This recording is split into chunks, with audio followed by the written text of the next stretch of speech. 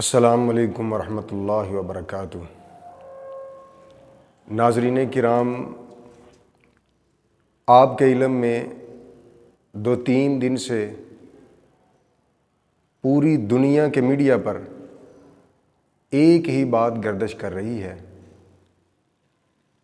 وہ یہ کہ دنیا کے 5 امیر ترین افراد ایک آبدوز پر سوار ہوئے اور ڈھائی لاکھ ڈالر کا ٹکٹ لیا تھا، اور اس طرح سمندر میں 2 میل سے زیادہ نیچے ڈوبے ہوئے جہاز کے ملبے کو دیکھنے کے لیے سمندری سفر پر روانہ ہوئے۔ کیسا عجیب و غریب، عبث اور بیکار سفر ہے۔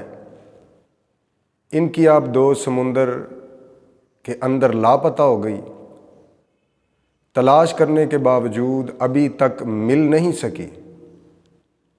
وہ زندہ ہیں، کس حال میں ہیں، کہاں ہیں، کچھ پتہ نہیں۔ پوری دنیا کی جدید مشینری ان کو ڈھونڈنے کے لیے صرف کی جا رہی ہے، اربوں روپے لگ رہے ہیں، سمندروں کو کھنگالا جا رہا ہے، لیکن وہ نہیں مل رہے۔ اور میرے اللہ کی کیا ہی شان ہے، جسے وہ چھپانا چاہے کوئی ڈھونڈ نہیں سکتا، کوئی ظاہر نہیں کر سکتا جس کو وہ اللہ چھپائے۔ وہ گم ہیں، کدھر گئے، کوئی ڈھونڈ نہیں سکتا۔ اگر ان کی تقدیر میں زندگی ہے، اور ہماری دعا ہے کہ اللہ خیر سلامتی سے واپس آئیں۔ اور چند دن قبل یونان کے سمندروں میں بھی ایک واقعہ پیش آیا۔ غریب کے بچے تھے، رزق کی تلاش میں 700 سے زیادہ افراد بحری جہاز پر سوار ہوئے، یورپ کی طرف روانہ ہوئے۔ رزق کی تلاش میں سفر جاری تھا۔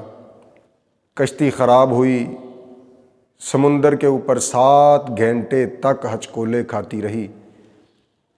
قریب سیکیورٹی، جو بحریہ کی سیکیورٹی تھی، یونان کی بحریہ کی جو سیکیورٹی تھی، وہ موجود تھی، لیکن انہوں نے بچانے کی کوشش نہیں کی، فائرنگ کی، ان کے جہاز کو متزلزل کیا، اور شواہد کے مطابق ان کے جہاز کو ڈوبنے میں ان کا کردار تھا۔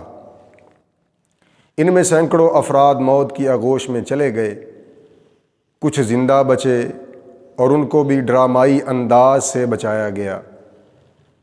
اب یہ 2 واقعات ہیں، اور دنیا کا اس پر دوہرا معیار ہے۔ انسانی حقوق کے علمبردار ماڈرن دنیا کا نعرہ لگانے والوں کا دوہرا معیار اور دوہرا چہرہ سامنے آتا ہے۔ ایک طرف طاقتور اور امیر لوگ ہیں، ان کو ڈھونڈنے کے لیے جدید مشینری لگ رہی ہے، پیسہ لگ رہا ہے، اربوں ڈالر خرچ ہو رہے ہیں، سمندر کو کھنگالا جا رہا ہے۔ تو دوسری طرف غریب کے بچے تھے، لاچار اور مجبور تھے، اگرچہ ان کا طریقہ غیر قانونی تھا، لیکن اس کی سزا یہ نہیں تھی کہ اس کے لیے کوئی نہیں بولا، اس کے لیے کوئی مشینری کام میں نہیں لائی گئی، اس کے لیے کوئی پیسہ خرچ نہیں کیا گیا۔ نام تو انسانی حقوق کا ہے، لیکن حقیقت یہ ہے کہ پیسہ، دولت اور طاقت جس کے پاس ہے وہی انسان ہے، باقی سب تو کیڑے مکوڑے ہیں۔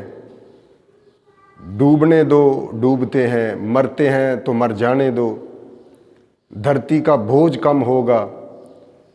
یہی سوچ تھی ان کا، کوئی پرسان حال نہ ہوا۔ وہ غریب موت کی آغوش میں چلے گئے۔ افسوس ہوتا ہے ہیومن رائٹس کا نام لینے والوں،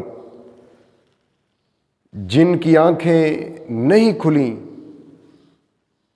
جن دوہرے معیار اب ظاہر ہو چکے ہیں، جن کے دوہرے معیار اب ظاہر ہو چکے ہیں۔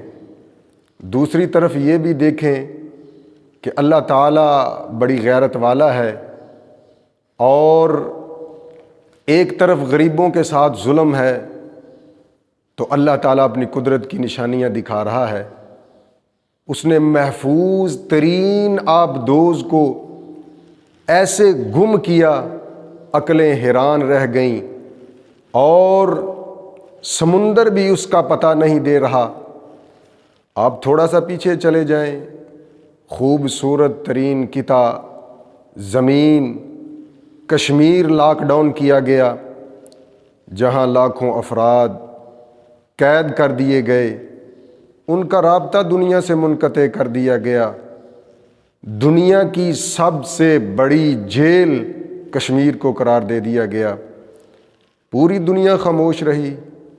اس مجرمانہ خاموشی پر اللہ رب العالمین کا قہر اترا، پوری دنیا پر لاک ڈاؤن لگ گیا۔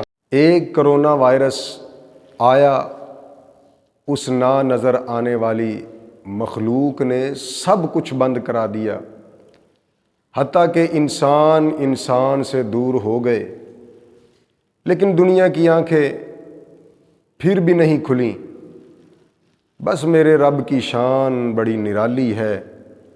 ایک طرف لوگ پیسے کی تلاش میں ڈوب رہے ہیں، اور دوسرا پیسے لگا کر ڈوب رہے ہیں اور موت کی طرف جا رہے ہیں۔ ہم یہ آبدوز والے واقعات پر خوش نہیں ہیں، لیکن ہم دعا گو ہیں۔ اگر ان کی تقدیر میں زندگی ہے تو اللہ خیر سلامتی سے وہ واپس